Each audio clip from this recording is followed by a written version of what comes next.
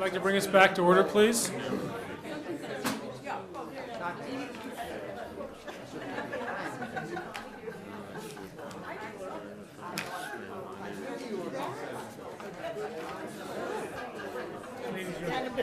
are on TV. Okay. We're going to talk about Article 23, which is to see if the town will vote to authorize the Board of Selectmen to petition the General Court for a special act providing that legislation be adopted in the form set forth below, provided, however, that the General Court may make clerical or editorial changes of form only to the bill unless the Board of Selectmen approve amendments to the bill before enactment by the General Court, and provided further that the Board of Selectmen be authorized to approve amendments which shall be within the scope of the general public objectives of the petition. Deals with an act providing for a town administrator in the town of Sherborn. Great. I'll defer to Selectman Durensis first. For a quick request. This article and the others, 24, 25, 26, and 35, all are related. Hello. And the Selectmen articles were prepared with the help of consultants, including the Collins Center and Town Council. We have asked Collins and Town Council to be available to help us with our presentation. They unfortunately cannot attend today, but they have said that they would be available Tuesday night. Accordingly, the town administrator has sent a request to the chair of advisory to either defer these articles or to begin the discussion today, but to allow us to finish it on Tuesday when we will have the consultants with us present in the room.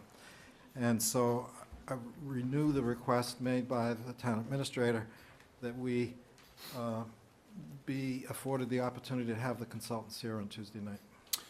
And I think given the importance of this article, that we're not going to postpone discussion of it today. However, we will postpone the vote until Tuesday. Again, as I reminded David, we don't, Tuesday, we really don't need another presentation on the whole thing. Everybody's read the reports. I think there can be further questions from the group, but we will vote it on. We're going to talk about it today, talk about it a little bit more on Tuesday, but we'll postpone the vote until then. It's also my request to advisory that when we get done talking about Article 23, that we move Article 35 out of order forward and discuss it at the same time, since they're so, since they're very much related, as you mentioned. So. Okay. So I'm going to go, the timer will start now, correct? Okay. I don't want Paul's side. You're done. No, thanks a lot. Thanks. You guys have been doing a great job. Really appreciate it. When I was thinking about being here at this table, last year I remember the Board of Selectmen had a table over there, and proponents would be over here, and I was going to say, well, this was part of our pincer strategy to come at you guys. And then I thought, well, then you could say, well, you're trying to divide and conquer. But on this one, we're not divided. So here we go. We're talking about Article 23. I'll show you my Article 24 has lines through it just because I don't spend a lot of time on it. I'm only spending time on 23. And one of the key things is not the people we're talking about, it's the boxes on the org chart. And here, I'll share with you, you've seen it, the real key line is in red. This is written by advisory, given to town officials back in January of 2009. Full disclosure, I actually wrote that letter for advisory, so these are my words. But in red, it says, the town should carefully review its organizational charts and job descriptions in an effort to clarify and streamline levels of authority and responsibilities. And really, I wrote this actually the day after Christmas in 2008. And I showed it to my wife. I had spent a full part of the day on it. And I showed her the very last line. The whole purpose of the 3 pages that I had written of that letter was really to get to that point. We recommend that the town engage the services of the DOR at its earliest opportunity. You guys, advisory, also requested 3 or 4 times after that. At annual town meeting in 2011, there was a citizen's petition for the Board of Selectmen to request the DOR study to evaluate governmental structure of the town of Sherborn. And down below in red, we recommend favorable action. We have slides available here. Sorry we killed a few trees, but that, at least we have them available. Then the study was done. The Mass DOR came back, Massachusetts Department of Revenue folks came back with this wonderful report that I'm sure you've all gotten to know quite closely. And if anybody's interested, it's on the website of the town, easily available, and I recommend you, urge you to read it. But anyway, in red, the three key things for today, it said codify the strong town administrator through special act. Another recommendation, clarify the relationship of the town administrator and the Board of Selectmen. Third, it said merge and appoint the treasurer and tax collector. Then in this report, and I just copied it basically on page 39, this is their proposed organization, which you'll see included under the town administrator and therefore appointment or hire fire authority, tax collector, assistant town administrator, should there be one, town accountant, there is one, sorry Diane, town treasurer. As well, they incorporated a little broader scope of director of assessing, but really what is before you in 23 does not include the assessor, it includes tax collector and treasurer. Then one of the selectmen who had great foresight and to bring in also the Collins Center, it's the Edward J. Collins Center for Public Management at the University of Massachusetts, Boston. Tom Twining brought them in, introduced them to the town, got the town and the Board of Selectmen to agree to spend money they had in their budget for consulting to have the Collins Center look at the town on a broader scale. DOR just looked at the finance department of the town. Collins came in and said, let's look at the whole town. And they also did a great report, which is available on the website, which I'm hopeful that all of you have read carefully. It's right here. Two of their key recommendations. They have all good, both reports have great recommendations, but two key ones again for today. Stronger town administrator, and is to structure, convert elected to appointed. They did say start now, go slowly, grandfather, and you'll see that's what we're doing here, okay? What is this all about? Well, it's really moving the town to what is considered by many municipal best practices. You know, other towns have shifted and more continue to combine the treasurer and the tax collector. We think that the residents and their interests will be better served. There'll be greater accountability by all to all. And here's one thing that I think is a side benefit, gets the Board of Selectmen out of the day-to-day minutia. We don't need people calling up the Board of Selectmen about a pothole on Maple Street. It's not our job, and the town isn't well served by that. They need us on the policy side of the equation.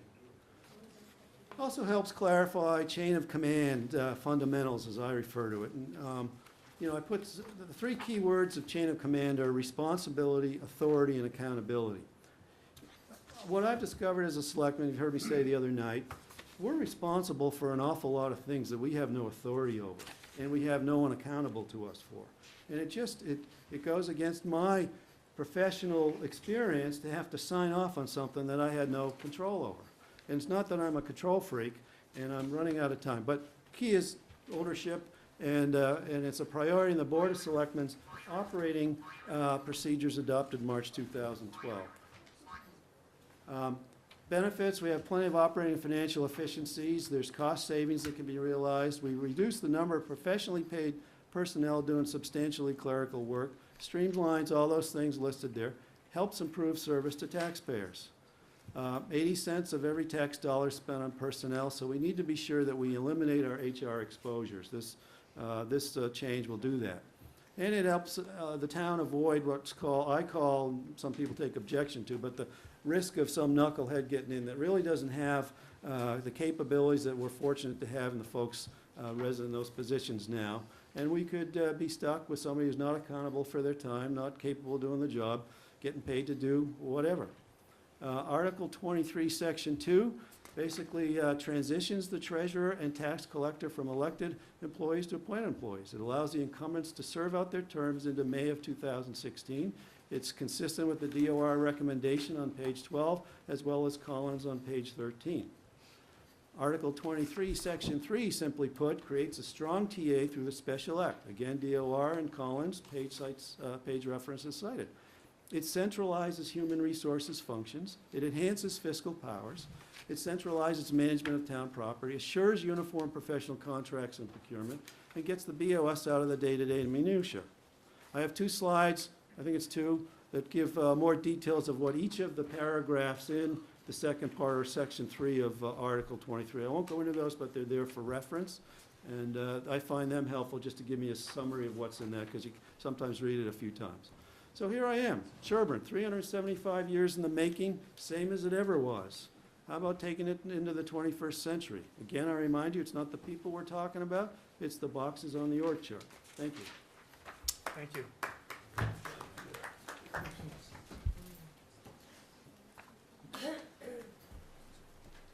Comments, questions?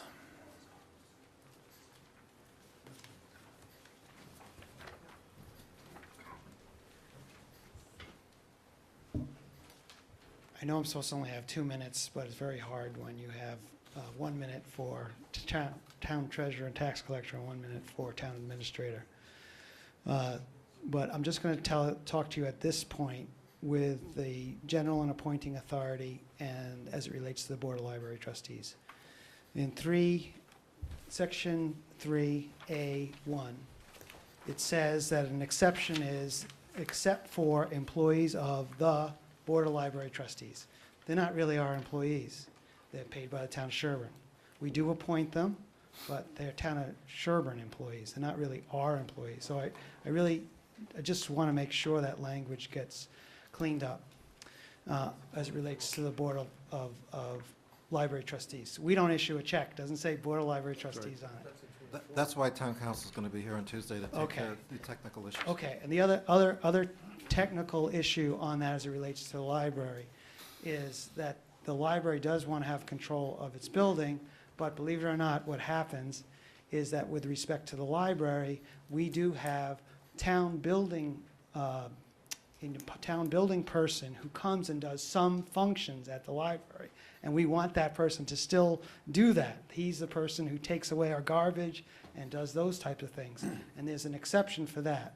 So we tried to get ahead of this as the library. We sent a letter of greeting to Mr. Williams, and we indicated to him that we'd very much be interested as the Board of Library Trustees in entering into a memorandum of understanding between the elected Board of Library Trustees and the elected Board of Selectmen and the town administrator that would lay out all those things. And so we're really hopeful that that could happen with respect to this. And I got about 10 seconds left, and what's the effective date of the act? It's in section 2. It says upon the effective date of the act. Other versions said when it was going to be effective. This one perhaps only becomes effective after it gets passed, and then 90 days after that by the state legislature. But it seemed to me that you would be better served by saying, but no earlier than whatever the date is that you chose, if it was 2016. And I have other things to say, but maybe other articles will come up, and I'll come up again.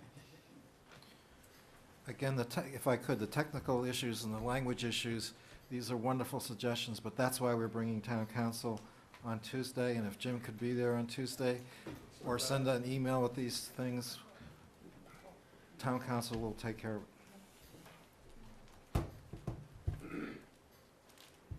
Grace Shepherd, Rockwood Street. I have a question in regard to Section 3A, the appointing authority. There are 2 paragraphs, 1 and 2, which handle appointments differently in that in paragraph 1, the town boards and committees have a veto over, a final veto over appointments of their underlings.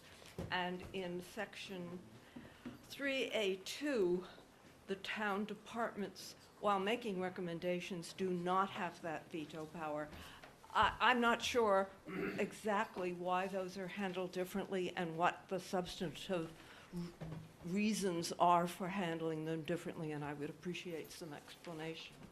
Again, this is if I could, this is a question for town council, but as I understood the intent, number 2 had to deal with department heads, and number 1 had to do with everybody other than department heads. So if the words aren't clear, then we'll have town council Yeah, Clear it's it up. perfectly clear that it pertains to different groups. The question is why one group is favored over the other, having a veto over the appointments or the hiring of people with whom they must work and over whom they will have some authority. Department heads would not have that final choice, yet they would have to have authority and management skills over those people. Committees and boards would have that. I just don't understand the rationale. It is not really a town council question in that, unless there's some obscure legal principle, it seems to be a question of who shall get how much authority, and I wondered if you folks had thought about why you were doing it this way.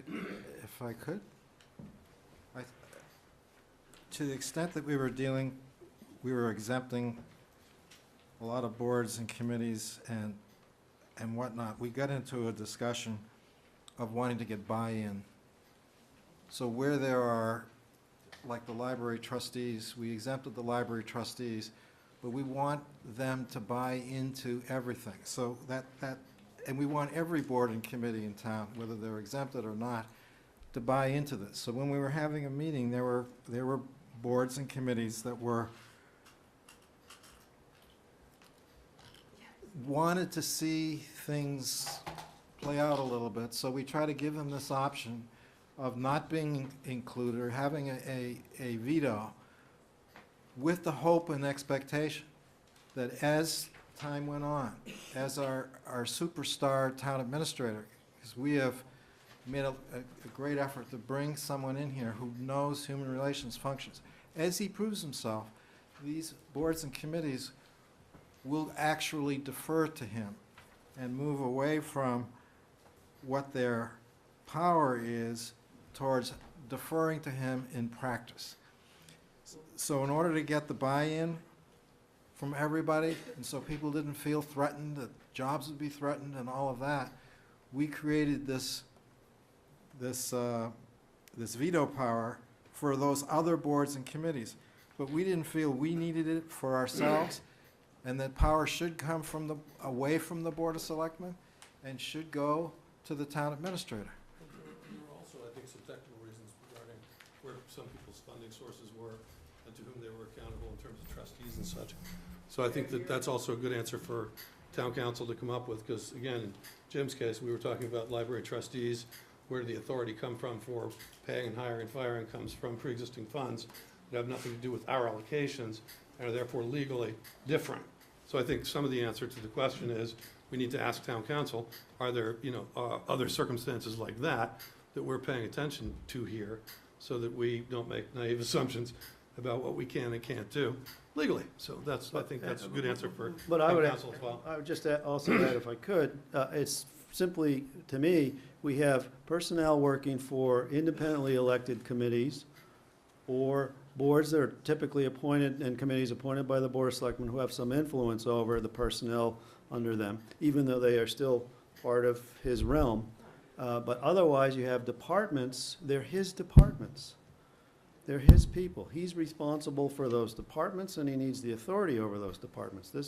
So in section 2, I differ from being concerned than you, I have different concerns than you would, Grace, apparently, on that. That's all. George? George Shea, 19 Deerfield Road, obviously Sherborn. Paragraph 2 that's being discussed as not providing veto power to the department head. If I read section 1 correctly, it's limited to boards and committees. There's elected boards and committees. No, it doesn't say elected, I don't think. Well, they are elected, but does it limit it to that? I don't think so. The one department head that is elected is the department of the clerk. And on the rationale that the boards and committees that are elected should have veto power over who's employed, it would appear to me that the clerk should be included and should not be included in paragraph 2 as a department head. Now, where do you see the word elected? The word's not there. So there are committees, for instance, who are not elected, who are appointed by the Board of Selectmen or other entities, and they would have the ability to say yea or nay, such as the Council on Aging, that has employees, is a committee, isn't elected, and is included, in my judgment, in paragraph 1. That's correct. Please use the microphone if you have a comment. That's correct. Sorry. George's reading is correct. Correct.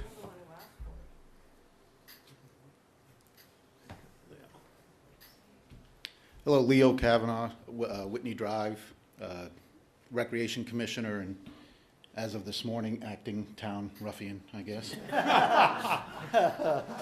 Looking tough, Leo.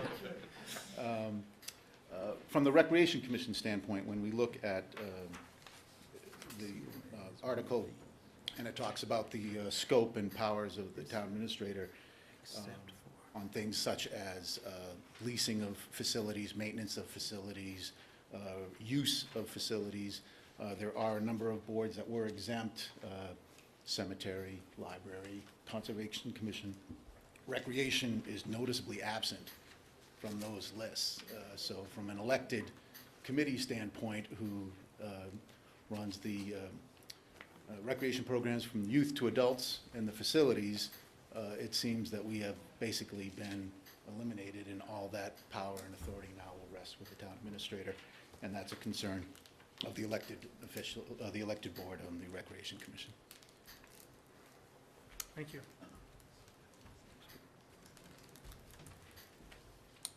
Yes, Michael. Michael Lesser, 54 Forest Conservation Commission. I guess pursuant to what was happening earlier, I guess I'd like clarification. Does the Conservation Commission, which is not a board or a committee, where does it fit between 1 and 2 under Section A? You are a board or committee. What? You are a board or committee. Okay, and is our agent considered a department head in terms of our, No, you fit within paragraph 1 at your request. okay, because it's talking about department heads, so it's clear. Paragraph 2 is department heads. Shall make the recommendations, okay, but so the conservation administrator agent would clearly fall under section 3A1? Yes. Yes. Okay, But again, town council will be here on Tuesday.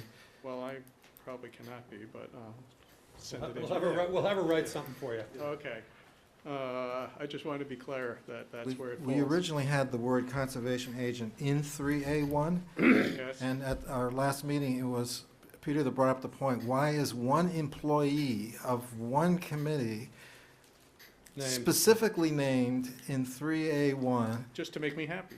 And it was basically, Why else would it we was have done it? basically to make you happy, but then we decided we shouldn't single one committee out like that. So we took out the As specific long as we words. get the clarification. We hope you're still happy, though. Can I just ask a question about that question, because they're talking about letters and numbers, just in English, does Article 23 have the town administrator appoint the conservation agent? With veto power to the committee. Okay.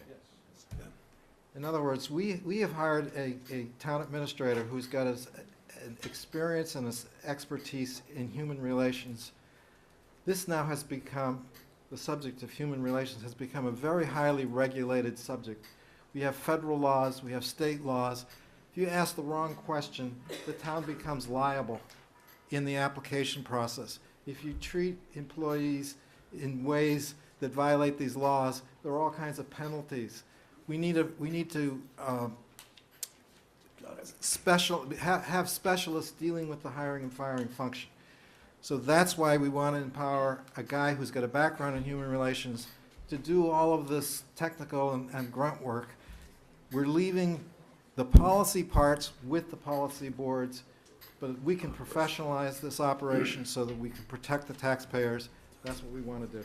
Yeah, I would recommend if this goes forward, that you develop a chart of exactly who's in and who's out of which category by name.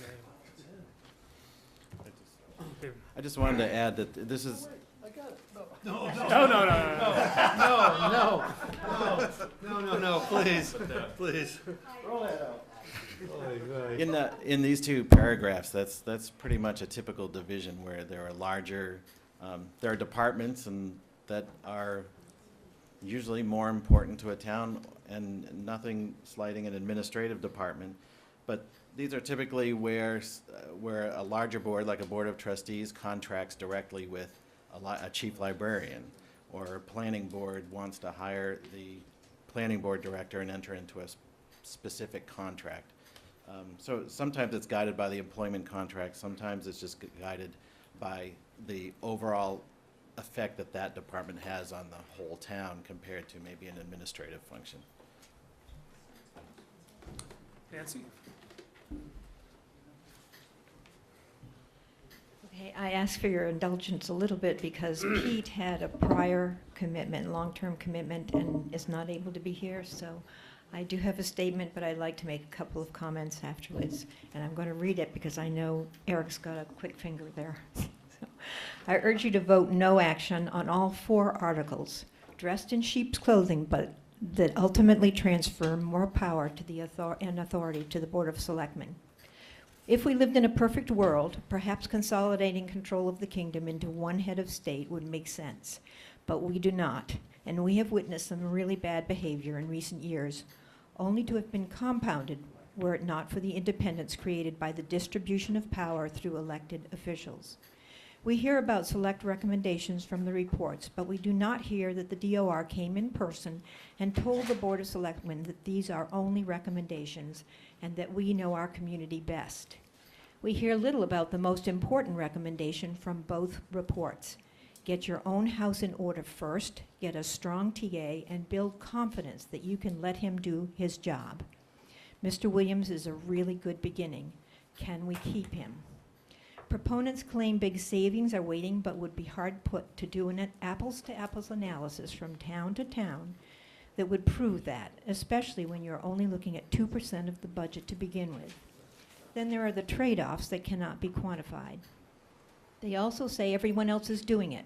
Never a good reason and not true, as the number is more like 58% of the cities and towns, many very different from Sherborn. The Department of Revenue stressed the importance of a strategic plan. In his interview, our new town administrator spoke about having a strategic plan. There is no strategic plan for this change. If the day comes when we can't get qualified people to stand for election, the process of change can be far simpler than what is before you and can be well on its way with one town meeting vote and ballot. In the meantime, the Board of Selectmen already has the statutory power to appoint if either office becomes vacant unexpectedly. The finance team has a great record. The Board of Selectmen, not so much, especially in hiring and keeping good people. Why do this to the departments with highest marks in these reports, independent audits, and bond ratings? And why subject these departments to the political chaos that has permeated Town Hall? It is unthinkable. Please take a vote of no action. Now, if the Board of Selectmen is sincere about wanting to grandfather the incumbents, they will use something like what is proposed by Mr. Twining's Article 25, which does instantly what they're trying to do when the need arises to fill the position, to change the positions. It does not need to be legislated to change them to appointment. The only part that needs to be legislated is the combination. The way Mr. Twining has proposed Article 25, the board would then use the power in Chapter 41, Section 1, to appoint and have the collector function done by the treasurer. Then you would have time to try it out before you put it into law. If you legislate this, you are stuck with the law. If it doesn't work out or you want to make changes, you have to go through the legislature. It allows you a trial period. We don't need to legislate this now. We should be looking for when the need arises, moving to using the statute that's in place that allows us to do this with a vote of town meeting, a ballot, and an appointment. Thank you. Okay, Could I respond to one part of it? sure. Article 25 and 26 put the appointment power in the hands of the Board of Selectmen. What we are trying to do is to create a strong town administrator. And so, Article 25 and 26, the purpose of the legislation is not just to combine the offices. The purpose of the legislation is to move the authority to where we think it ought to be, namely with the town administrator. We don't particularly want that additional authority. And throughout these articles, we're seeking to give up authority to the town administrator to create a stronger town administrator. Article 25 and 26 would bring it back to the Board of Selectmen. That's why we need legislation. I mean, but Paul, isn't it a little disingenuous to suggest that, you know, you don't have control of the town administrator? And therefore, it all flows up to you anyway? Well, let me answer it this way. Let me answer it this way. You all are appointed yourselves, and you all have terms of office. Should we disregard you and go right to the moderator for our cases, or do we deal with you? The same thing with the town administrator. Somebody has to appoint him. It could be the governor, he could be elected, but somebody has to appoint him. But once you appoint him and give him power, he has the power to do the job during that 3 years of his term. Might I very, very briefly put in the work that Mr. Purcell did to actually quantify, codify, memorialize, and make rules about exactly what you've asked. Yeah, in one sense, we can hire him and fire him. Therefore, is the assumption that we'll tell him, you do this or we'll fire you? A, it would assume that he's unethical and unqualified. And B, the fact that we by a selectman's bylaw vote limited what we can tell him to do, right? We can give him policies and set goals, but we can't reach into his operations. So I suggest that you read those voted bylaw goals and operational constraints that Mr. Purcell wrote, brought before us many times, and that we voted into the books. We are constrained as to how we handle the TA, but we knew that's where we had to start, or that question you just asked would come up. There are answers that are well quantified for you. But you can choose to not renew his contract. That'd be pretty extreme act of bad faith. Has this Board of Selectmen in the past few years done anything here that is an act of bad faith as opposed to unpopular? Really? Well, let I'm me answer. serious.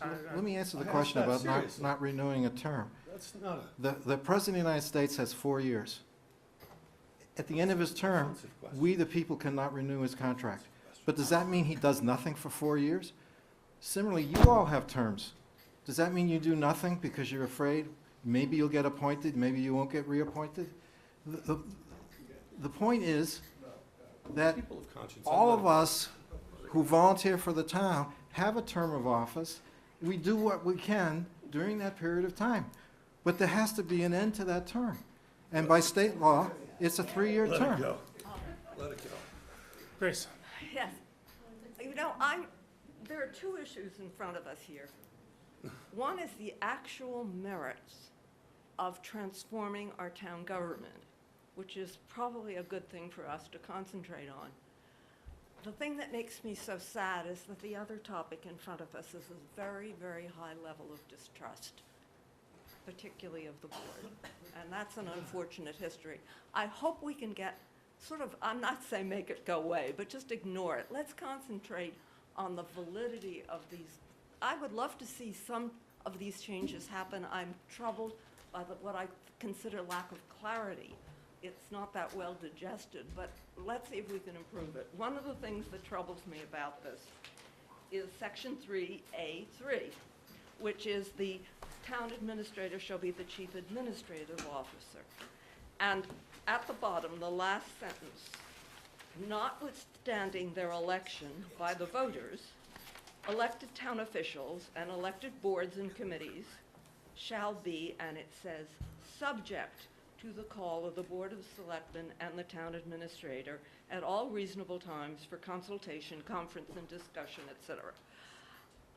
That may be the intent, But to me, any good town administrator or any good town official worth his salt would never want people to be subject to him. He would like them to work cooperatively. And therefore, I would suggest the word should not be subject, which is harsh, but responsive, which is a request for them to pay attention to him. They are individually elected. You started a minor revolution in this building by trying to tell elected officials what to do without being polite. Ask them to be responsive to your requests. I agree, and I'll ask town council to make that change. Yeah, let's keep this on, We get a second shot? keep this on the data-driven air. Yes, go ahead. I'd like to ask the Board of Selectmen, in particular the Vice Chair, who is, I believe, the author of the document, to explain to me the power that they reserve to themselves in paragraph B. It's 3B. I have to I apologize for not being able to provide you with what I think is an accurate reference, because the reference in the documents have been confused based on word processing overpowering the author. But it reads, the town administrator shall be, that's 3, and then B is, under the direction of the Board of Selectmen, to supervise, direct, and be responsible for the efficient administration of all town agencies, except for the school committee, Board of Library Trustees, Planning Board, Board of Health, and Board of Assessors, town clerk, chief of police, and fire chief. And all functions for which the town administrator shall have responsibility, authority, or control by this act, meaning the act that goes to the legislature. By bylaw, that would be within the provisions of the town meeting. By town meeting vote, that's appropriate. And then by vote of the Board of Selectmen. Does that put the Board of Selectmen in a position to expand the authority of the town administrator unilaterally? And if it does, then I'm opposed to it. If it doesn't, then I think the language needs to be cleared up. And as my last comment, I would urge you to take no action on this particular article until such time as the ambiguities that are blatant in the document are cleared up. George, could I just ask you, Mark, if I could ask him, Yes. clarify, what is it that bothers you about this one, George? Just because it's under the direction? No, No. it's the expansion of the functions, the last sentence. Last sentence. Last sentence, thank you. Language or by vote of the Board of Selectmen. That's right. Line 5. If I, 1, 2, 3, 4, if I, 5. You see, It refers back to functions for which the town I- administrator shall be responsible. I hate to be a pain when it comes down to language, but I make a living resolving disputes between two parties who believed they had come to an agreement, and then subsequently find themselves in disagreement. And they call upon me to resolve that disagreement. I don't anticipate that we could operate under 23 for more than 3 months without some conflict based on ambiguity in language and in inadvertent ambiguity in language, inadvertent exclusions of people who should not have been excluded, or exclusions which don't include people that should have been included. So I ask you to take no action on this. could I, since that question was addressed to me, could I answer it? Yes. First, I want to say I did not write this. I commissioned town council to write it, but I did not write it. Number 2, town council is going to be here on Tuesday. And to the extent that there's language questions about the words in the document from one lawyer, it should go to the lawyer who did write it, which is town council. So I would respectfully suggest that you reserve the question, and town council will be here Tuesday night, and you and she can have a discussion about what the words mean. And if there are suggestions that you have that would deal with what your issue is, I'm sure she would be receptive to it. That's what this process is all about. I don't want to get into a personal argument with any member of the Board of Selectmen, but I would suggest that I, early on in this process, asked for access to the town council when I was drafting what is now 35, and when it was rejected.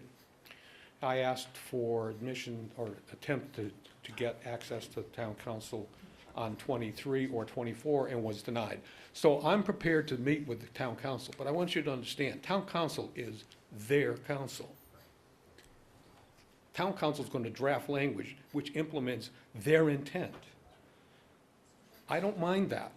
What I mind is language that may be intended this way and may be intended that way. Okay, No. I think you've made that Okay, I point. made I the don't think we point. can adjudicate the No, access you to town can't. council issues, so. 5 lawyers, 5 opinions, only 1 judge, and that's how they get resolved. Thank you. Nancy, do you have something new to add? I wanted to respond to the comment. We had Jim Purcell here for several months, and nobody could have been a stronger town administrator because he made it clear, it's my way or I'm out of here. And he used to come to our finance team meetings, and he would say, I have to be loyal to my bosses. So I think you have to keep that factor in mind. Okay. Leo? Sorry, Mr. Chair. I had expressed on behalf of Recreation Commission that we were concerned about our omission. What I neglected to say is if advisory is going to consider the article, we would like Recreation Commission to be added to the exempt list like our fellow elected boards, specifically as it refers to Article 3A and 3D as in dog. Thank you. Mark, can we ask about that? Was that intentional or on Recreation Committee? It seems kind of strange. Yeah, that was what we were An wondering. anomaly. Did you guys, it's not a drafting error, did you guys intend to exclude recreation? Or was it just an oversight, you It didn't was think about it? raised, but I don't know how we handled it. I was gonna say, it was brought up Didn't because handle it it. seemed to make sense, but then was not put on the list for another reason that seemed to make sense. We have no hard and fast objection to doing that, but it just seemed that there was a reason that we didn't add them. The reason why they weren't on, I think the town administrator had considered it and said that they don't appoint a recreation director, and therefore, we were dealing with the issue of boards that have appointment powers, like the library appoints a library director, and conservation appoints a conservation agent. But the Recreation Commission doesn't appoint a recreation director. So the only employees that they have are people who are dealing with kids who probably should go through a Corey check and all of that stuff that really ought to be run through a human relations department. So we didn't see a compelling need, nor did we think you'd want to have responsibility for maintaining the integrity of all your employees where you've got somebody who can do it.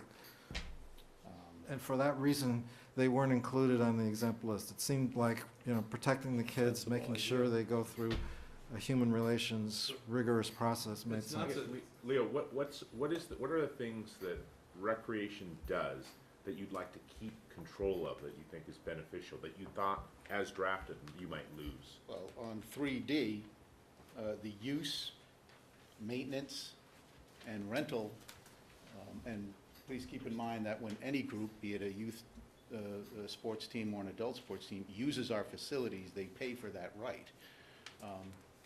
That is what we manage now. We manage the maintenance, the facilities, the fields. 3D basically strips us of that responsibility and authority and Could it, gives it to the town administrator, could I actually put another? making us basically figureheads. Could I put another spin on that completely? Because I don't understand it like that at all. I see that you guys are the subject matter experts who've done this for all this time, know which fields are best, et cetera, but that an added layer of protection of somebody who knows other things that you don't have to know, which might be legal, which might be complicated and outside of the realm of what you're doing, to further protect you, to give you an extra set of tools, a way that you might be able to do it better, or whatever else. Not somebody to take you out of the picture, but somebody to be in town hall, to be your backup, your guy, to give you more gramba in doing what you do. Why see it as someone taking something away when you could have We're extra happy. toolage? We're That would- happy to take advantage of every resource available That's to us all we're offering. on things such as administrative billings and That's things all we're like that. offering. But the statute, or 3D, says that the town administrator will have full jurisdiction over the rental and use and maintenance of all these facilities except the properties and facilities under the control of conservation, Well, who's gonna library, tell him? elderly housing, cemetery. You'll be telling him which ones to do. If Yeah. he's the only guy at the end of the day, when you come back and say, hey, we wanna rent this field to do this, and he says to you, you might not wanna do that because 25 years ago, we buried a bunch of uranium shields under there. You probably don't wanna do that. Might be a good thing. That's the kind of Okay. intention here. Vicky, That's the you- intention Can I here. just add something here, observation? If this is a problem going on now and it's ambiguous, what's gonna happen when this is enacted and there's no clear definition of who does what? It just seems to me like all of a sudden, we're having discussions about who does what, and you're trying to tell him, yeah, of course you will, but nothing's written down and everything's up in the air. I just think that it's a little ambiguous, it's very Seems clear. ambiguous. It's creating problems in this forum. We wanna create it where they work together, and it's not clear. My concern is we were elected to do a position, and right now, as I read this, if this were to pass, I personally they- don't have an objection to taking you out of D, Yeah, I mean, it doesn't matter. or putting us in the exempt list. As an example. in the exemption. But- So but the when point town is- council's here on Tuesday, we'll take a vote up here, and I think you'll get exempted on D. Right, we're ready on the fly. Peter? Thank you, Mr. Chairman. Peter Lifford on Dopley Brook Road. I was going to say something else, but I really want to start with the fact that I've heard at least no fewer than 6 times now changes that might be made on Tuesday, when frankly, a lot of us can't be here and won't be part of that discussion. But this supposedly is a finished document at this point for public hearing, so that's a little distressing to me. First item, an act providing for a town administrator in the town of Sherborn. That's the title. And yet the very next paragraph has nothing to do with that. And yet this goes to the legislature with that title, and they act on an act providing for a town administrator in the town of Sherborn. I'm sorry, but I find that highly misleading, because the most significant act here is the merger, the removal of 2 elected offices to appointed, and the merger of those offices, absolutely requiring an act of the legislature. That's item 1. Item 2, my understanding is that if in fact we ask the legislature to enact the definition of and duties of a town administrator, that in fact we can no longer change those without a further act of the legislature. They are now the authority for that. And I understand that one of the elements in that definition is they need the town administrator to be given the authority to sign warrants. Well, you know, they can ask for that singly, or they can ask for the other 2 things they might need the town administrator to do in this reorganization, to put the entire job description and authority and so forth in an act of the legislature. It's been suggested to me that it might be a mistake, because we'd lose control to make future changes. Those are the only 2 elements, but I think it goes to the sense that, I'll be done in 16, it goes to the sense that there are too many variety of things unsettled here, and there are clearer ways to do this. Thank you. Frank Hess, South Main Street. At every meeting I come to where this is discussed, it seems like there's new understandings of what this new law means by some of the Board of Selectmen, some of the other people in attendance. And that's true today. And at every meeting, we rewrite it.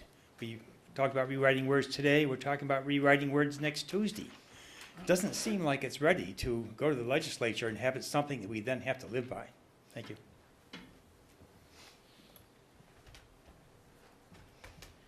Susan Tyler, Weston Ave. The question is under Section 3D there, what about the town forest? Per the bylaws, town forest committee manages and cares for town forest. And that's not mentioned in this either, so the town administrator now becomes in control of town forest? Thank you.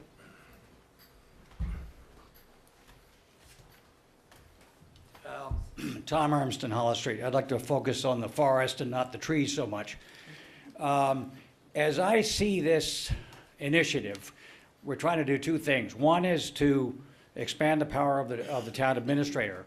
And in order to do that and achieve certain goals that were lauded in the various reports, make various department heads appointed positions. So you have a movement, you have a encroachment on what heretofore have been their authority, let's say the treasurer and the accountant. So my question in looking at this, all this verbiage is, assuming that the current elected officials remain in position for 3 years, how much of the language and the authority conveyed in this article is invalid because those officials remain elected for the 3 years? If you want me to answer, I will, but again, town council's going to be here on Tuesday night for all the technical questions. The treasurer and the collector will continue their functions until their term is gone. That's the grandfathering provision that was recommended, and it's in section 2. So if town meeting votes this, it would probably be a year before this gets enacted and takes effect, and then there will be the 3 years that for the remainder of their terms before this will actually, the treasurer and the collector will be appointed by the town administrator. So we're looking at maybe 4 years out before there's actually a change with regard to the treasurer and the collector. It's somewhere on one of these slides it said, go slow. That's pretty slow. Bob? I have Bob Delaney, Pleasant Street. I have 2 points. I'd like to first respond to our tax collector's comment about Jim Purcell and saying that he has to be loyal to his bosses.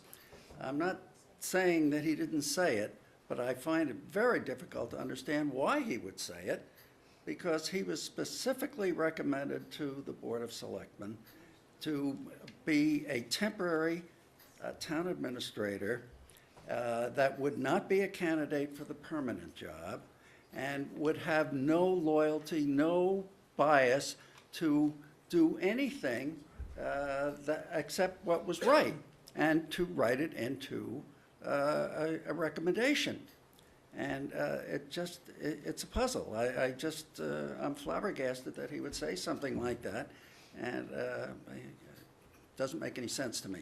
The other point is that we've heard a lot of different arguments about what I consider turf. You know, people have come up here and said, you know, I need this, I need that. You know, I've been doing this for so many years, and I've been doing a great job. We're here basically, in my opinion, to create a strong administrator, somebody who is around full-time, who is going to make decisions that won't have to wait until the next selectmen's meeting or committee meeting or whatever. The town is not well-run at this point from that point of view. I'm not saying it's not well-run, but it could be a lot, and I did say it, but what I mean is that it could be run much more efficiently, much better. And we need somebody like Dave Williams to take hold and be in charge. And that's it. I think I had 13 seconds left, just quickly. The very last sentence of the very beginning of the article says, "The Board of Selectmen be authorized to approve amendments that shall be within the scope of the general public objectives of the petition." You hear us arguing over details and language and so forth. They don't even rise to the level of the general public objectives, which means the selectmen are reserving to themselves the power and authority to make amendments after we vote to modify all these little things that we don't like in ways we don't know. That's it. Okay, I'm going to bring it up here now. When would it make sense to show the potential case? Well, that's what it said. Well, done with, you want to be done with 23, We're right? going to do 23, then we're going to do 35. Why don't we be done with 23? We can do that one. If you decide that's, you want to do it on one of the other ones, that's fine. You might as well get it done. The financial case goes to at least one section that's in 23, that's part of 24. I understand that, but we've allocated a certain amount of time for proponents, and we haven't discussed it. We need to give George enough time on 35. So, what are the comments up here? 35. For questions. Man. Well, I suppose it's a matter of definition as to what goes slowly means. But it seems that really you're digesting the whole alligator all at once. That really what we are looking at in a go slow situation is a relationship between the town administrator and the Board of Selectmen. And that really is what we need to have tested because there's been a lack of credibility with the Board of Selectmen, and that really is the first test. So I think the go slow means let's see what happens with the relationship between the Board of Selectmen and the town administrator first before we go jumping into the whole thing. And I think that's what go slowly means. They didn't mean do the whole thing all at once. And if we were gonna do that, the question of looking at the 5 selectmen possibility. The Collins report brings up the question of having 5 selectmen. That should be equally considered in whatever the deliberations are. Why would you trust 5 more than you trust 3? It's a bigger number. Eric? Yeah, I had a question for David. It seems like there are these broad objectives we're trying to achieve, strong town administrator and taking people's advice. I don't know what the next few weeks are gonna hold in terms of what gets voted up or down. But with respect to the job that you have to do, if it just happened that nothing happened and you were status quo, that is, you're gonna be the way you are today for the foreseeable year, are there what would you tell me are the most important things you want to accomplish that you can't accomplish? Basically, the most embarrassing thing for me professionally is for a taxpayer to walk in and say, ask me if I can help them with something, and I have to say, no, I'm sorry, I can't. I'm gonna have to redirect you to somebody else. So the more authority that I have to be able to do something, whether it's other departments instead of just a quarter of the budget, is better for me. It's not gonna be status quo with me here. Just having me here is not gonna be status quo. So I will make advances anywhere I can and push the walls out wherever I can until I get my hand slapped from somebody saying, you know, that's beyond your authority. But, you know, the stuff that's proposed in 23 gives some financial control, it gives some personnel control, and it gives procurement control. And those are 3 basic things that you want somebody in an administrative position to be doing. So that's why I like what was proposed in 23, and that article was proposed my first selectmen's meeting 2.5 weeks ago. 24 is a lot more complicated, and 35 is a good effort, but it really does nothing for me. It's more limiting, and that may cause more problems down the road too. So doing nothing as far as voting something, you know, might be better in the long run than restricting the powers or the authorities of the selectmen under Article 35. So I thought 23 was reasonable. I can be effective with 23, and it gives me everything that I believe that I would want to do in the first couple of years. I don't know, does that answer the question honestly? I have a question. I guess this is maybe to David, but one of the things about the difference, well, if you could have basically what 23 gives you, but it wouldn't have to go to the legislature in order to be approved. In other words, if we could do that sort of home rule, I don't know what the official term would be for that, but so that if we, for whatever reason, it didn't work out, from your point of view, from town's point of view, we could change it. I don't mean we, but, you know, it could be changed. I guess my one concern I have is that this has to go to the legislature and then can't be amended until it would go to the legislature again. So I'd just like to hear what you have to say about that. Well, putting something in under a special act puts it in posterity and makes it a little bit more difficult to get at, but that's by design. But also, the legislature doesn't really get into these, you know, community type issues if it comes to them in a special act. They're not going to be tinkering around with it. It'll be coming back to the town, And then if you want to adjust it at the next special town meeting or town meeting, you would propose what changes you need to have, and you submit the special act, and then it comes back to you. It's done commonly in many towns and for many different reasons. Can it be a lengthy process, though? I mean, from the time it gets passed here till it goes to them, then they send it back to us, then it gets implemented, then we decide, well, we like this, we don't like that, then it goes back again, then they have to look at it again, you know, I'm I wondering can't about. say that it would be a lengthy process, but it is a process that it puts something officially in action, and certainly in that time period, whatever length it takes, maybe Mr. Drensis can speak better to the time that it takes to do a special act. But you'd be basically in a moratorium situation until that came back and gave you the authority or changed the act that was in existence. Can I add a couple of things? We need to wrap up this one, because we do need to get to 35, so. Can just supplement his answer here on 2 points. First, town council put into this article only those things that were necessary to go to the legislature. Her instructions were to take out everything from this thing that could be done locally. So everything in this Article 23 cannot be done locally. Town council will be here.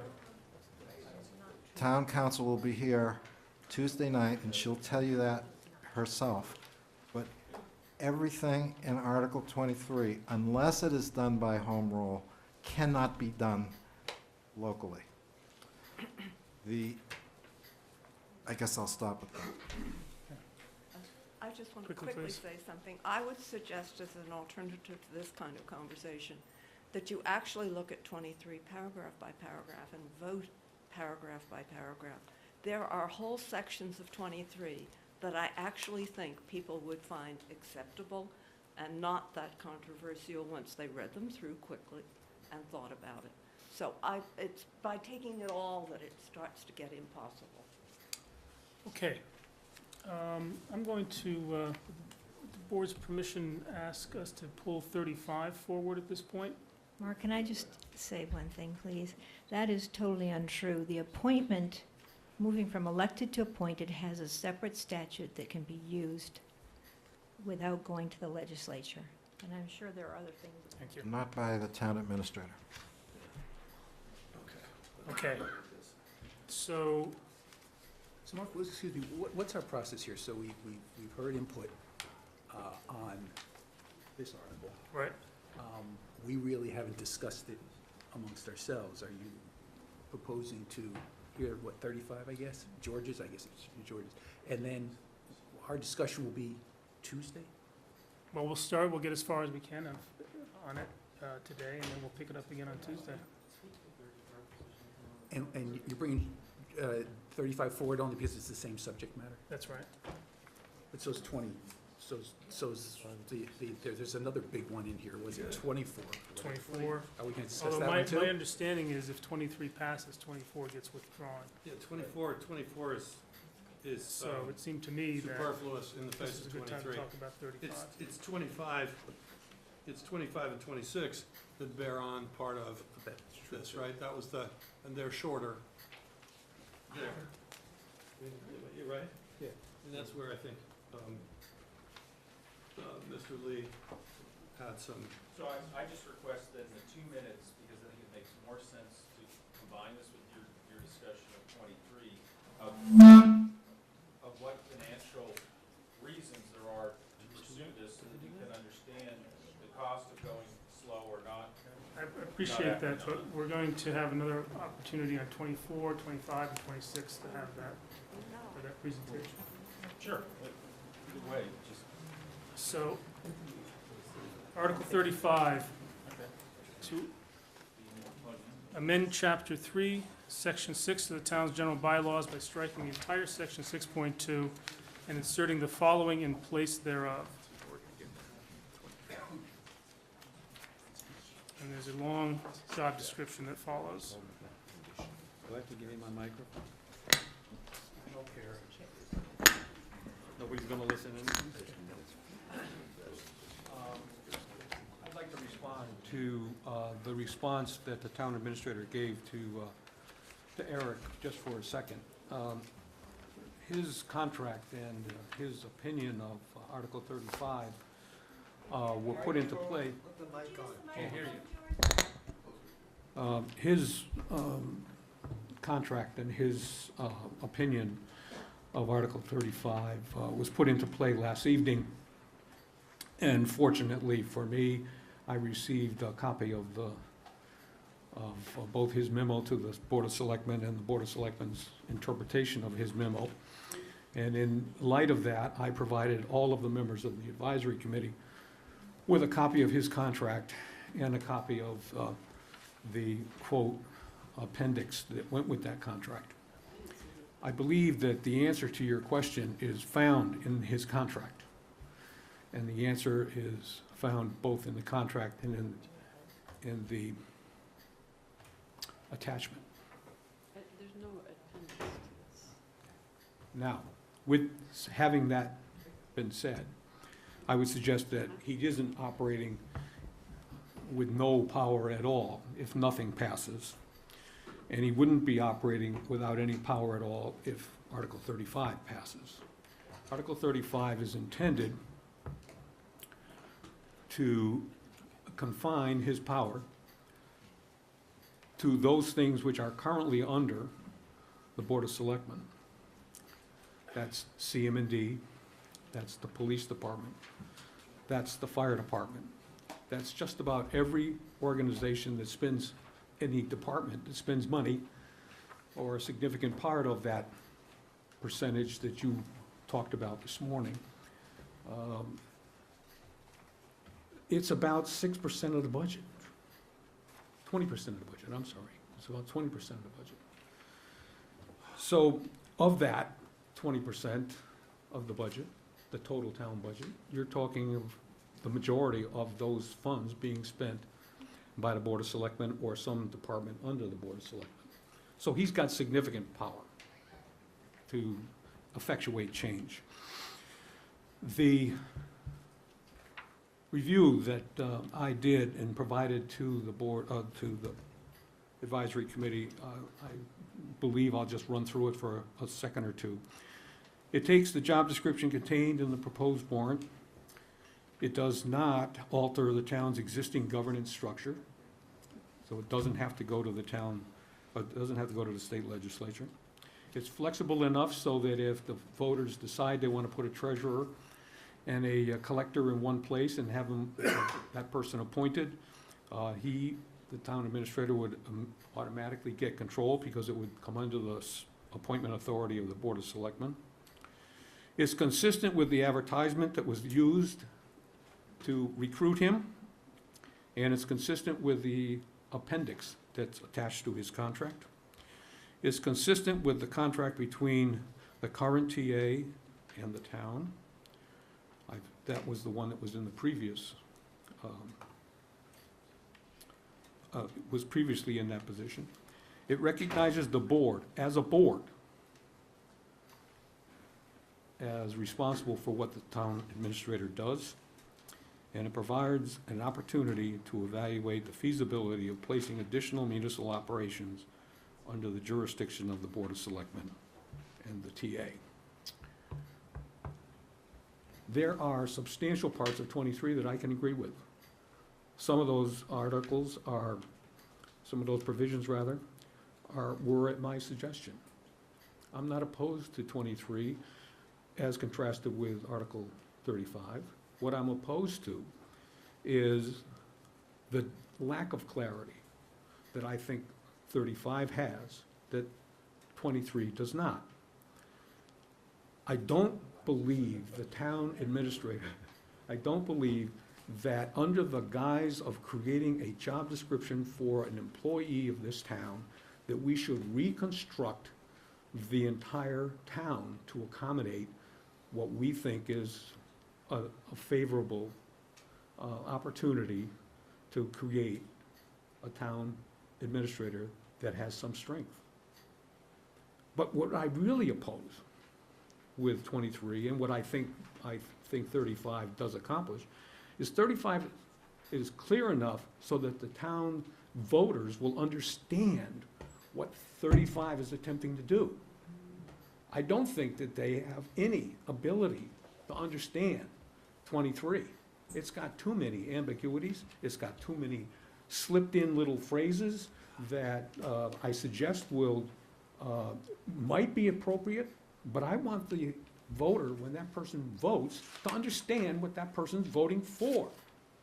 And I don't think 23 does it, and I think 35 does. Thank you. Could I make a comment? As I mentioned before, we had consultants, and we're bringing them here on Tuesday. One of those consultants is town council. Town council advises that Article 35 is not consistent with the employment contract we have with the current town administrator. Town council is an attorney. She is representing you. She has an opinion. I have an opinion. You have an opinion. Don't be telling me. This isn't for me. He's an attorney. He's an attorney. All my opinions and your opinions are just that. And that's all town council. If I could, George, I'd ask if I you could- to let him finish, and then if you want to make a statement, please do that. the town appoints a town council. And while there are many lawyers in town, it's the town council who makes the call. It's like watching a football game. There's a referee. The referee makes a call. We may not agree with that call, but it's the referee who's appointed to do the job. And they're the ones that make the call. And our town council is telling us that Article 35 would create contractual problems for us, number one. Number two, town council tells us that Article 35 would limit the power that the town administrator now has. So instead of recommendations from all our consultants to make a strong town administrator, Article 35 makes a weaker town administrator. Goes exactly in the wrong direction. Number three, the advice we've received from town council, who again will be here on Tuesday, so you can ask her yourself, is to hold off on a bylaw dealing with the town administrator until we settle the pieces that need to be enacted through the home rule petition. The bylaw should reflect whatever we decide for the home rule petition. They have to be in consonance with each other. Her advice is hold off on the local bylaw, which will have the job description. Our plan is this year we do the home rule petition. Next town meeting, we come in with a bylaw that is going to fill in a lot of the blanks that weren't necessary to be filled in on Article 23. Remember, our instructions to town council were do only in Article 23 what is required to be done by the state legislature. We were going to put everything else into a local bylaw. That local bylaw, she's prepared to write, but she can't write now because she doesn't know what powers are going to be given the town administrator. So her advice, which I hope she will be here to answer on Tuesday, is hold off on the bylaw until we've settled on what we're doing with the town administrator position. Well, do you have a couple of examples of how this creates contractual conflicts and reduces the power of the town administrator? If I could I let town council answer that? That's a conversation. How to weaken that contract? That's something we want to talk about. I really think that council should deal with that issue. Jim. Here comes another lawyer. Oh, boy. First part of this, I'm coming up as a library trustee. I'm just commenting on Article 35. Point out Article 35F has the same issue that we flagged for Article 23 concerning jurisdiction over the library's property. We just wanted to bring that point forward again, if in fact that comes up. That's from the library. Now, just as a citizen, the only thing one of the things that I like about Article 35 is that it is not a parlay. And in this NCAA fever of betting, it only has one subject. It has the town administrator's power. And 23 has town administrator and this combination of the treasurer and the tax collector. And I know as a voter, I would much prefer, let's just do the first part, treasurer, tax collector, up or down, and then it's separately, up or down, what are we gonna do about the town administrator's powers? And I guess I would just relay a story that I mentioned to Lanny earlier today. The town of Southborough went through a process in which they were trying to see whether or not they were going to change their form of town governance. And they sought to see whether or not they could go to a town manager form of government. They took it all the way up to town meeting where it failed. So then what they decided to do is that, okay, the feedback they got from the community was that the town manager form of government was too far, but they wanted to go beyond what they had as the town administrator. So they had, and they put together an ad hoc governance committee whose sole purpose was to take the disparate things from the different communities of opinions, the George Shays, the selectmen, the other boards like library and whatever, and they put together an ad hoc governance, and they're coming forward this town meeting with a recommended ad hoc governance committee proposal on town administrator policies. And they also, as part of it, also are recommending the expansion of 3 to 5. So I just offer that observation as to what other towns are doing. Thank you. Thank you. Carol? Carol Marple, Stony Brook Road. It seems to me that Article 23 is putting the cart and everything else before the horse. I think George has a more reasoned approach. Article 23 clearly is not, clearly still has problems.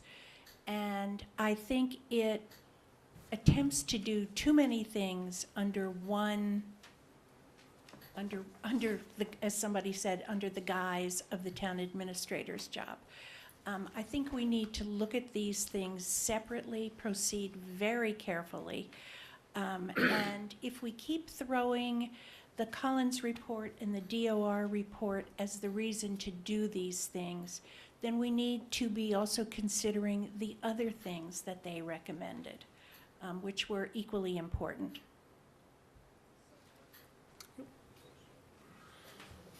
Robert?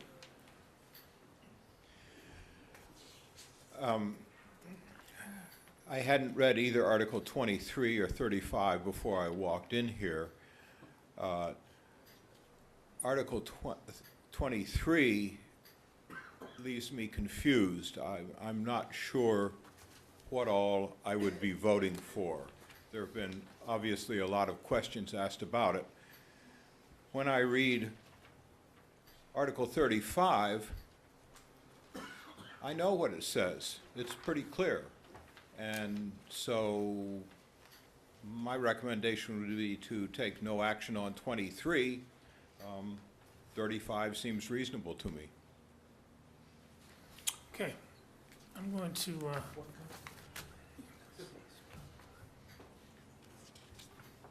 want to pull a Paul DeRenzis on this one. Article 35, I would not be willing to take credit for authoring. I picked up all of Article 35 from Jim Purcell, and he had drafted it before he left and submitted it to the Board of Selectmen, and they took no action. Thank you. okay, I'm going to cut off the public part of this so that we can bring it up here for a few minutes. Well, just Randy. one incidental point, and that is, it's, I think, sort of too bad we hired a new town administrator without clarifying this particular process. I mean, it's embarrassing. I'm embarrassed in front of David for the fact that we're going through all this confusion when he's already been hired. This process of describing the town administrator's job, really, I understand timing is an issue, but it really should have been worked out before he was hired, rather than put him in this fairly awkward position now of not knowing what is really going on.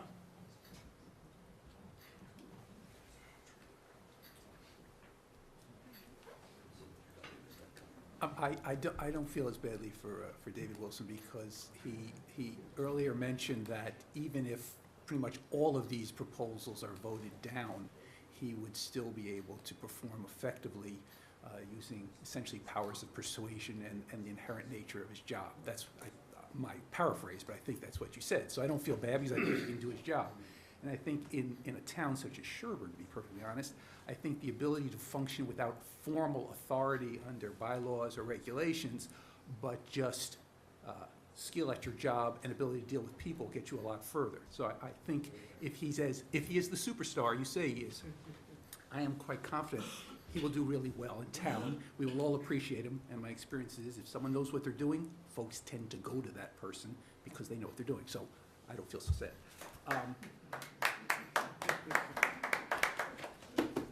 I think, to be really honest, Article 35 is nice, and I think it's nice because it pretty much, from my reading, mostly memorializes what the town administrator can do now with very little further authority. And so I'm not inclined, it's fine, it's well written, but I think that's the job as it is now, by and large. I think Article 23 is a nice attempt to get us moving forward. I don't seem to have the same unnatural fear or antipathy toward the Board of Selectmen that I've heard mentioned from time to time. I mean, after all, they are elected officials. The town, every 3 years, says, we like these folks. And yet, during my time, certainly on this committee and even earlier, it's a monolithic bad thing. And to be honest, I'm not quite sure why. It's a bad thing. We should be bad at ourselves. We elect the folks. So I have not observed that. I don't have that unnatural fear. But so putting that aside, I think this Article 3, there's a key question for the town to address: merge or not merge, appoint or not appoint the positions mentioned. Fine. Aside from that, I think Article 23, with really maybe 2 or 3 excisions, I think Grace alluded to this and somebody else alluded to it, with 1 or 2 excisions, is just fine. It really is fine. It talks about giving procurement authority. I think that's great. Managing buildings. Okay, you don't want to manage a soccer field. Fine, cut that one out. That's fine. Who cares? But the buildings could be managed by one person. Personnel decisions on employees, especially with the veto powers contained in some of these provisions and the exclusions, doesn't give the town administrator uber power. It just puts them in a position to function well in helping hire people, because there's veto power by the committees that have the veto power. That means he can't control it. I think that's a good idea. I think a uniform personnel expert would be quite helpful. I think the notion that causes me the most problem, Grace addressed it in one of those sections that I noted as well, this subject to. It sounded like, royalty bringing someone forward. And there's another section, it's 3B, which was mentioned, I think, by George or somebody, about the selectmen being able to essentially put under the direction and control of the town administrator. Well, that just goes too far. I don't know if it's an oversight or not. If that comes out in its entirety, no problem. There's 1 or 2 other provisions like that. But aside from that, the rest of it is it seems like fairly good housekeeping. So I don't know procedurally, Mark, if we're allowed to vote in favor or not with certain excisions, or do we have to vote up or down the document as presented in its form presented. But if we can vote up or down with certain excisions, I would be willing to do that. Again, I don't know process-wise. One last comment, just as an aside. I think when a group or a person proposes something, such as the Board of Selectmen proposed here, there were a couple of questions posed to the Board of Selectmen as to, well, what do you think? Does this provision provide for X, Y, or Z? The answer to that is not ask town council. Town council aids in wordsmithing so that the intent of the parties is accurately described, but the substantive question, is X covered or not, should be answered by the people proposing. That's not a legal issue, that is, what's your intent? But I'm done.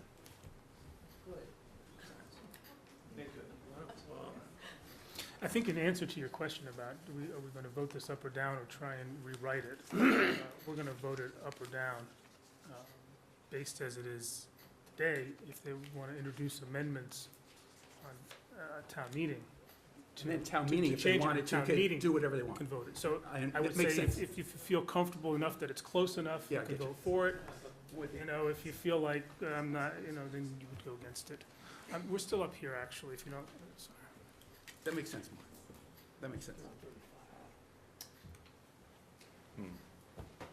Well, I'm interested in the question about is the entire content of this required by the, you know, a state level action rather than could any of this be reserved? So we'll hear what town council has to say about that.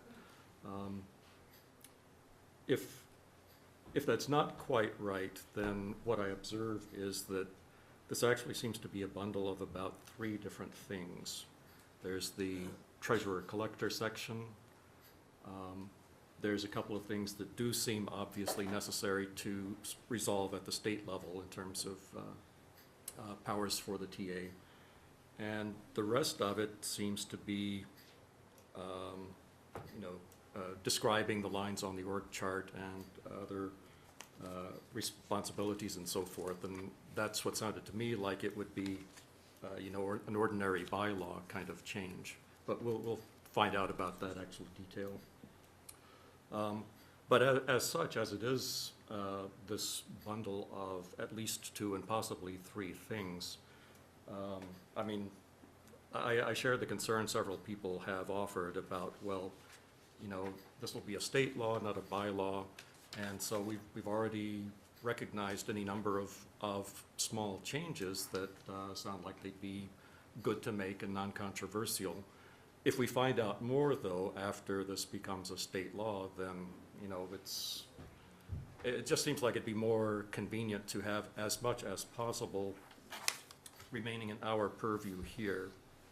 Some, you know, things that town meeting can vote on and manage directly rather than having to involve the state. And, you know, if we, you know, had to ask them for a semicolon or something, you know, that it might actually change something in a material way, but I can imagine, you know, they say, what's this with Sherborn, always sending us these little changes. So I'm going to be very interested in hearing town council's explanation of that.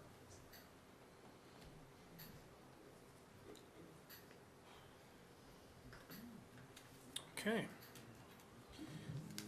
We have 10 minutes left. I'm probably going against my better judgment here. Could we have, for Article 24 or 25, a presentation by Michael Lee? Well, that's what I was going to suggest. Right, you want to use that time for Michael's presentation? You have 5 minutes for Article 24, if you want to use it for Michael's presentation. I think 25 is what. Oh, fine. Go for it.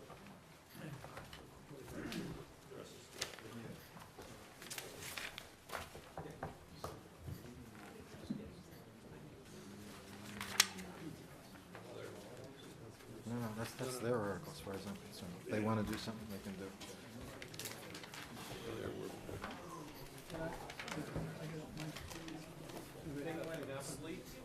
It turned, no, you just turned it off, it was on. It just takes a while to warm up. Yeah. John's the master. Yes. No, start chanting to the machine.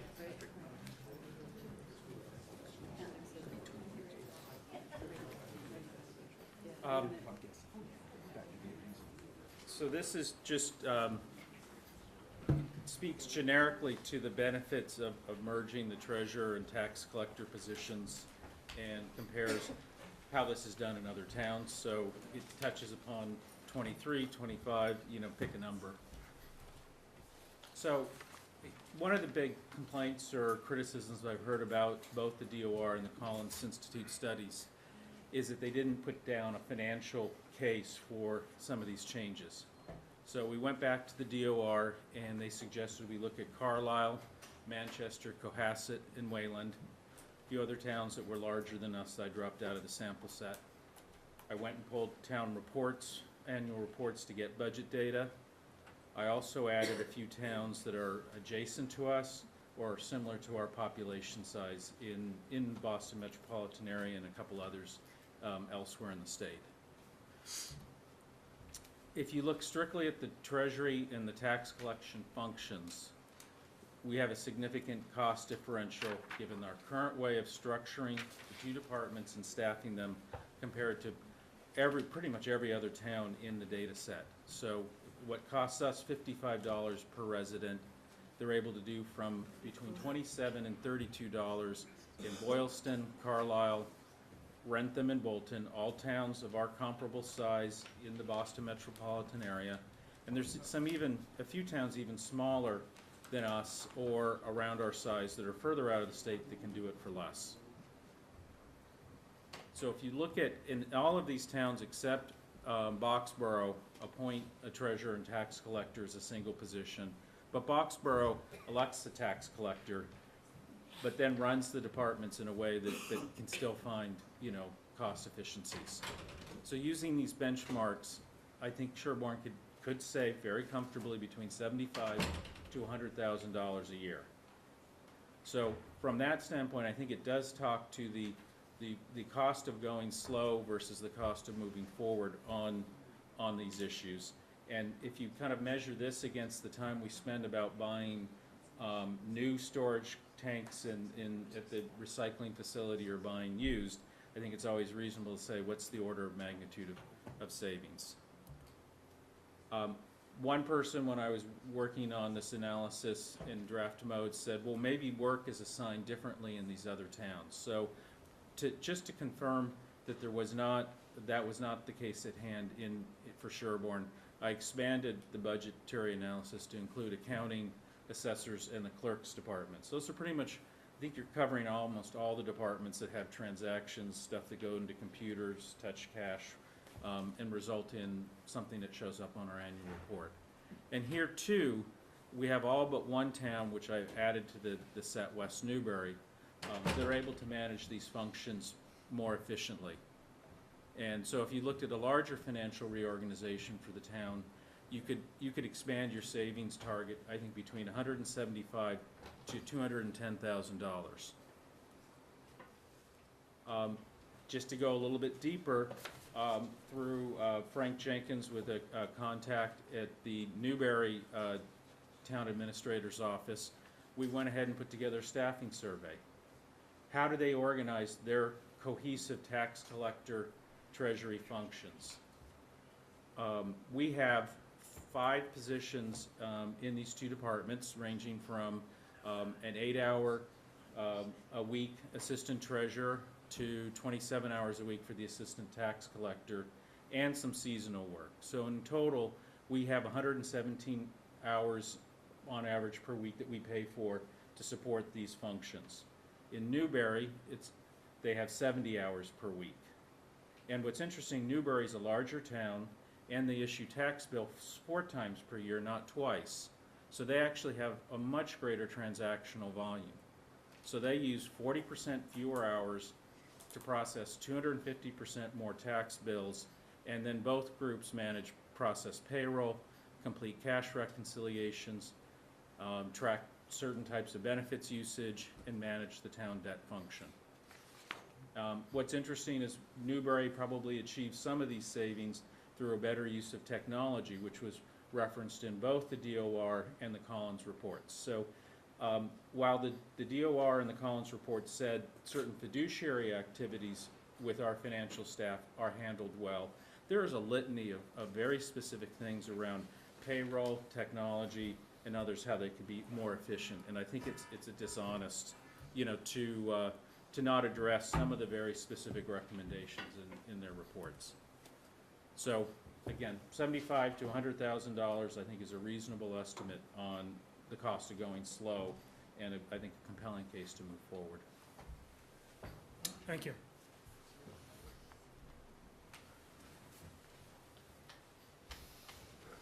Jim Murphy, 44 Bear Hill Road. I just looked at the budget model that you guys passed today, or proposed to pass today, for both the two departments, tax collector and town treasurer, Total budget, $236,324, $210,000 worth of savings, seems a little high to me. Can I clarify? Well, let me finish. It would be kind of polite to do that. So, anyway, from my perspective as a voter, given all this type of stuff, I think it is possible for a proponent of the combination of this to say what the functions will be and who will perform the functions. And that will be valuable. Right now, we saw on that chart that the combination of presently we're paying, I think it was about 49 hours worth of time for the elected treasurer and the elected tax collector. So obviously, we have a combined person. We're going to pay them some amount of money. We already know, probably, that we pay about $94,000 for the combined tax collector and treasurer. And we previously budgeted for our town administrator too low of a number, and now we have a better town administrator at a higher number. So I think that if we're really going to look at the numbers, what you really need to do is not benchmark it out. There's $236,000 worth of budgets that you have. They take up 2 pages. I did them for the library, so I know it has all the detail in them. And you would say, okay, let's look at this. We have $236,000. We've combined it.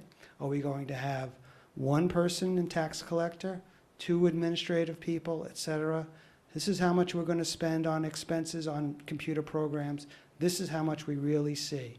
And then I think that would really give us as voters all of the factual data that we can evaluate how you would functionally set it up. Before, we know it's 236. After, whatever it is that the proponents are saying. I just know we get a principal, then we get an assistant principal. We get a treasurer, we get an assistant treasurer. We get a town administrator, we get an assistant town administrator. So I don't want to be naive to think that if we get a combined tax collector, treasurer, that we won't someday get assistants. And then the savings of 210 or 75 to 100 or whatever the number won't be there. We have a chance. It's small enough. By town meeting, somebody should be able to put it up right there. Here's the functions. Here's the cost. This is the reason why we think it should happen. And that'll be factual data that will be very valuable to me in trying to figure out what to do and what's right for the town, long-term and short-term. Thank you.